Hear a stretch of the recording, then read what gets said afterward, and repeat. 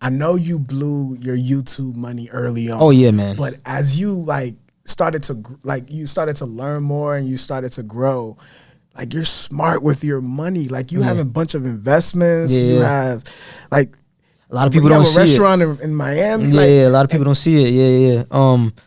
So yeah, I partnered with my friend to start this fast casual restaurant in Miami called Eat Jerk. That's smart. Yeah, it's booming right now. So, but that was just one of like many investments. I consider like a lot of things I do investments. I started developing my own artist for like a year and a half now, and now he's going big and doing his thing. So, but happy what for that. made you want to do that? Because I feel like a lot of times brothers, and this is no knock, but a lot of brothers, once they get that money, yeah, you don't got the chain on. Nah, yeah, you know what I'm saying? Yeah. The wrist is not frozen. You know what I'm saying? Like you think smarter. Like so, what instilled those kind of principles in you? I guess is what I'm trying to say.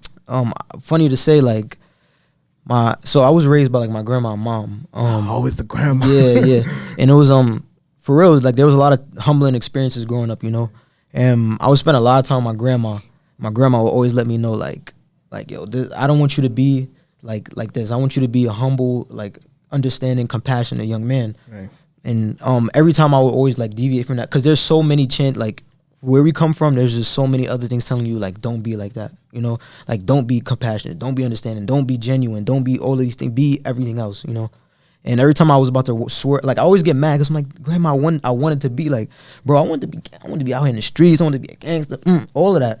And my grandma always go tell me, no, like I don't want you to be like that, I don't want you to think like that. And I would get so frustrated. But now that I'm like, I'm still young, but now that I'm older, I really understand like why she instilled that in me, because she's right. There's a lot of distractions, bro. There's a lot, you know, especially in New York. There's so many, and to me, like I didn't really understand it like until recently, but I've come to understand like I have a chance. Like not a lot of people get a chance or opportunity, you know. And on top of all of that, like I did it like the opposite way, the complete opposite way. Like yes. I got to the goal of going to college and doing that, and then I said no. So it was like all of that just compounded into like I got to be humble. Like I really got to be humble, and I really got to understand like I worked hard for this at the same time, but yes. I always got to make sure like wherever I go, I always got to, and those same values that got me to this point, I got instilled. Because there was a lot of times I could have gave up, and there's a lot of times I could have turned to like that, and I didn't. So I always try to make sure that's known, you know.